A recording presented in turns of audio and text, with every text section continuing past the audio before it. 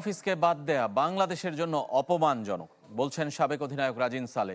জাতীয় দলের batting coach Mohammad আশরাফুলের ধারণা আইপিএল বয়কট করতে পারেন বাংলাদেশি ফ্যানরা। এদিকে ভারতকে উগ্র রাষ্ট্র দাবি করে ফেসবুকে স্ট্যাটাস দিয়েছেন সাবেক ক্রীড়া উপদেষ্টা আসিফ মাহমুদ। ক্রিকেটার, সমর্থক, বিশ্লেষক, কলকাতার জার্সিতে মুস্তাফিজের খেলা দেখতে অপেক্ষার প্রহর গুনছিলেন সবাই। তবে হতাশ হতে হয়েছে বিসিসিআইয়ের সিদ্ধান্তে। হতাশা থেকে কেউ ঘোষণা দিয়েছেন আইপিএল বয়কটে। এমনকি বাংলাদেশে আইপিএল সম্প্রচারের বিরুদ্ধেও ডাক উঠেছে। জাতীয় দৈনিক আমার দেশ আইপিএল সংবাদ প্রকাশ না করার ঘোষণা দিয়েছে। সমর্থকদের মনোভাব বুঝতে পেরেছেন মোহাম্মদ আশরাফুল। এই ধরনের ঘটনা হলে তো অবশ্যই বাংলাদেশের মানুষরা হয়তো বয়কট করতেও পারে। দেশের জন্য যা অপমানজনক বলে মনে করেন খালেদ মাহমুদ ও রাজিন সালে। বিশ্বকাপ নিয়েও দেখছেন নিরাপত্তার শঙ্কা। শুধু মুস্তাফিজের জন্য সিকিউরিটি পারপাস আর অন্যান্য আইপিএলের অন্যান্য প্লেয়ারদের জন্য সিকিউরিটি পারপাস লাগবে না।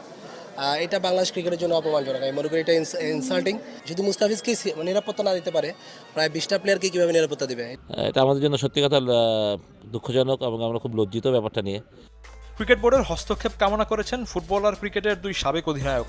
আশা করব যে এটা দুই দেশের গভর্নমেন্ট এবং দুই দেশের ক্রিকেট বোর্ড হয়তোবা এই বিষয়টা নিয়ে আলাপ করে ঠিক করে ফেলবে। বিগত সময় কিন্তু এই আইপিএলে খেলেছে। এই বিষয়টা আমার মনে হয় যে আমাদের ক্রিকেট বোর্ডেরও দায়িত্ব রয়েছে।